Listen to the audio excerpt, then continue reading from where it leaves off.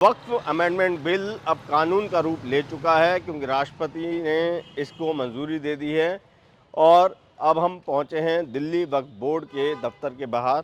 यहां पर हमने वक्फ बोर्ड के अधिकारियों से बात की जिन्होंने ऑफ रिकॉर्ड हमसे बातचीत की और ये जानकारी दी कि वक्फ बोर्ड के फ़िलहाल अगर हम दिल्ली में बात करें तो 123 संपत्तियां ऐसी हैं जिनको लेकर वक्फ बोर्ड का कहीं ना कहीं जो सरकारी एजेंसीज़ हैं उनके साथ कोर्ट में लीगल केस चल रहा है मालिकाना हक को लेकर, क्योंकि वक्फ बोर्ड के अनुसार वो संपत्ति उनकी है जिस पर कहीं ना कहीं जो सरकारी एजेंसीज़ हैं जैसे डीडीए हैं या फिर एलडीओ डिपार्टमेंट है या कोई अन्य एजेंसी हैं, उन लोगों ने अपना जो है हक उस पर जमाया हुआ है और इसी बात पर इन पार्टियों के बीच में ये विवाद चल रहा है।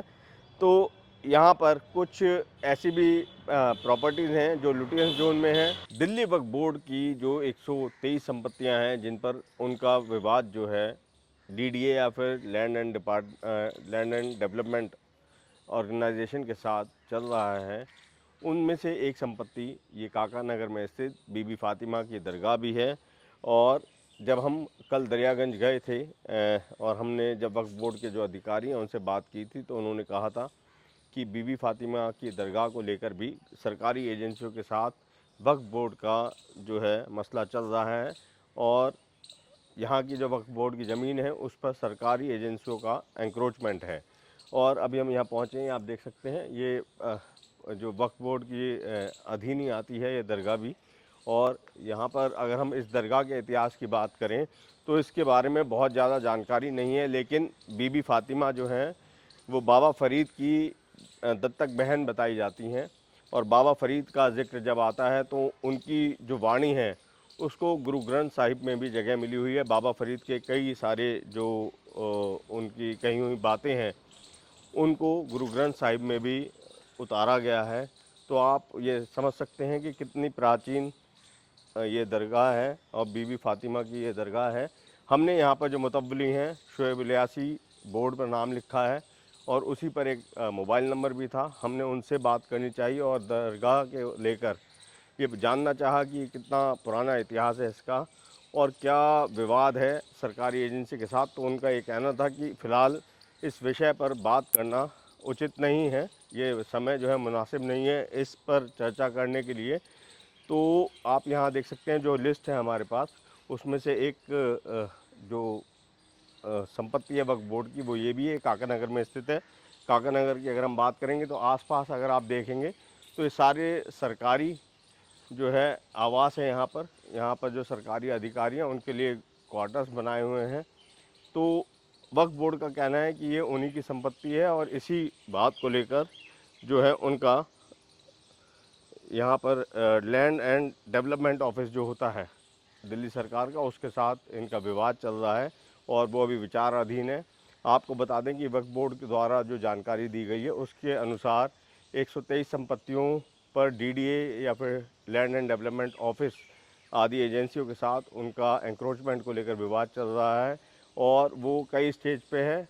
कुल मिलाकर अगर हम बात करेंगे जो जानकारी हमें मिली थी वक्फ बोर्ड से उसके अनुसार जो 1200 रजिस्टर्ड प्रॉपर्टीज़ हैं वक्फ बोर्ड की, 1964 गस्टेड प्रॉपर्टीज़ हैं वक्फ बोर्ड की और लगभग 1000 प्रॉपर्टीज़ पर एंक्रोचमेंट के मामले जो है एसडीएम कोर्ट में चल रहे हैं और कुल मिलाकर 1300 मामले अभी पेंडिंग हैं कोर्ट में, एसडीएम कोर्ट्स में।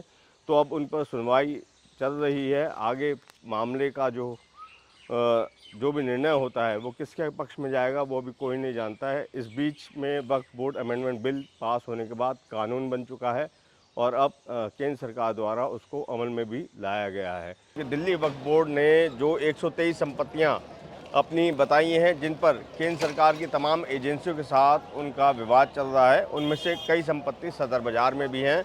मैं जिस जगह पर खड़ा हूं उसके पीछे ये जो आप बिल्डिंग देख रहे हैं, इस बिल्डिंग के लिए भी वक्फ बोर्ड का दावा है कि ये उनकी ज़मीन का हिस्सा है, जबकि इस पर जो दावेदार हैं उनका कहना है कि ये रिफ्यूजियों को दी गई प्रॉपर्टी थी जिसकी बाकायदा राष्ट्रपति, भारत के जो राष्ट्रपति हैं उनकी तरफ से रजिस्ट्री कराई गई थी और वो रजिस्ट्री उनके पास है और ये विवाद अब हाई कोर्ट में भी पहुंच चुका है दिल्ली के। देखिए, ये जो प्रॉपर्टी है, ये जैसे कि मैंने आपको बताया कि रिफ्यूजी अकाउंट में ऑप्शन हुई थी जी और मिस्टर एच.एल. कपूर उसमें ऑप्शन भी फाइल की थी उन्होंने और उनके नाम प्रॉपर्टी हुई थी। उसके बाद उनके बेटे कंवल कपूर साहब ने कई रजिस्ट्रियाँ की और ये क्योंकि वो फर्स्ट अथॉरिटी थे गवर्नमेंट के, इसलिए उन्होंने सबकी रजिस्ट्रियाँ की और रजिस्ट्री होने के बाद सबसे पहला मुद्दा मेरी नॉलेज में 2014 में आया, जब एक रजिस्ट्री हुई और उसमें उन्होंने रजिस्ट्रार साहब ने बोला ये प्रॉपर्टी वक्फ बोर्ड की है। तो हमने वक्फ बोर्ड के अंदर दरियागंज में इनका ऑफिस होता है, उसके अंदर एक एप्लीकेशन लगाई कि प्रॉपर्टी आपकी कैसी है, प्रेसिडेंट ऑफ इंडिया के नाम है। तो उस वक्त के जो तत्कालीन सेक्शन ऑफिसर होते थे खुर्शीद फारूकी, जैसा कि इसमें सिग्नेचर्स हैं उनके, उन्होंने एक लेटर इशू कर दिया रजिस्ट्रार के नाम कि ये प्रॉपर्टी हमारी नहीं है। अच्छा। और ये मुद्दा ख़त्म हो गया 2014 में। जवाब इन्होंने हमें दिया लेटर पे से दिखा देंगे 11/11/2014 का। अच्छा। अब ये लेटर देने के बाद जी इस दुकान के अंदर कम से कम जी सर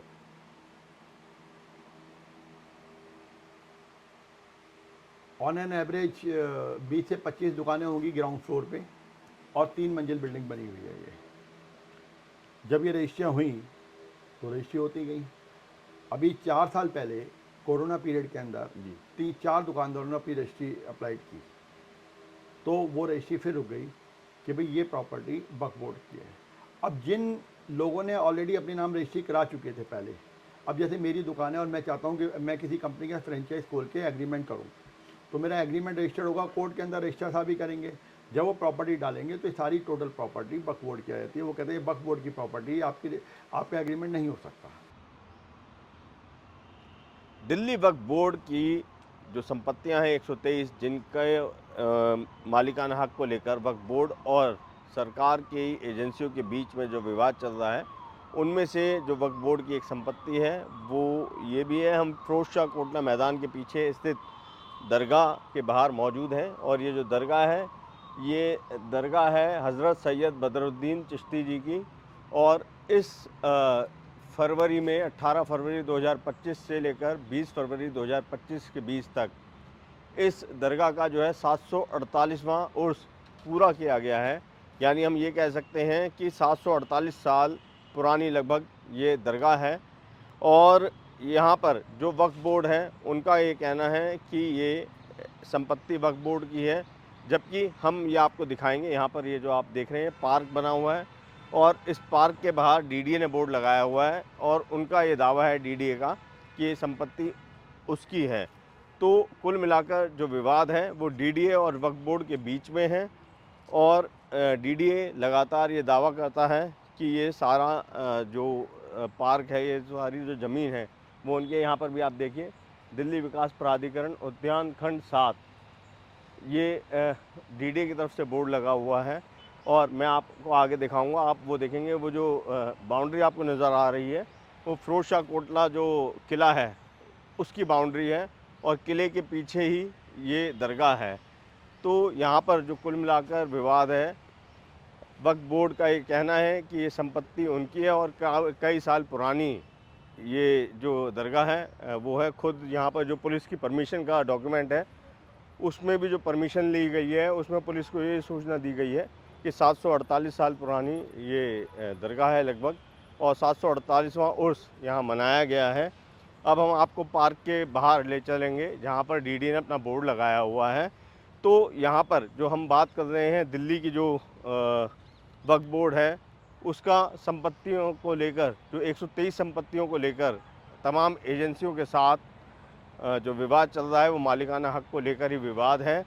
और इसमें अगर हम आपको बताएं तो इसी मार्च में 2025 में ही केंद्र सरकार की तरफ से जब ये वक्फ बोर्ड को लेकर चर्चा की जा रही थी तो उस दौरान जो है इन 123 संपत्तियों का जिक्र भी लोकसभा में उठा था, जिसमें केंद्र सरकार की तरफ से ये कहा गया है कि ये जो संपत्ति हैं ये केंद्र सरकार की जो एजेंसी हैं, डीडी हो चाहे एलडी हो, एलडीओ डिपार्टमेंट हो, उनकी है और इसका वक्फ बोर्ड से लेना देना नहीं है। तो आप ये देख सकते हैं जो वक्फ बोर्ड दिल्ली का है उनका ये कहना है कि क्योंकि हमने उनको 2 बार अप्रोच किया था, तब जाकर उन्होंने हमें इन 123 संपत्ति की जो सूची है हमसे साझा की और उन्होंने यही कहा कि इस विषय पर वो ऑन रिकॉर्ड ऑन कैमरा कोई बात नहीं करेंगे, वो सिर्फ डिटेल साझा कर सकते हैं, वो भी ऑफ रिकॉर्ड।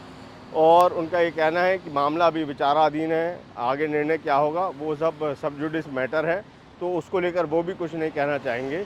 अब देखने वाली बात यह है कि आगे जो आने वाला समय है उस समय में जो वक्फ बोर्ड की संपत्तियां हैं उनको लेकर क्या निर्णय ले पाएगी सरकार और क्या जो विचाराधीन मामले हैं उन पर क्या निर्णय आएगा और आगे चलकर ये संपत्तियां वक्फ के पास जाएंगी या फिर सरकार के पास जाएंगी, ये सब समय ही बताएगा। कैमरा पर्सन तपन मित्रा के साथ अभिषेक रावत, फेडरल देश के लिए।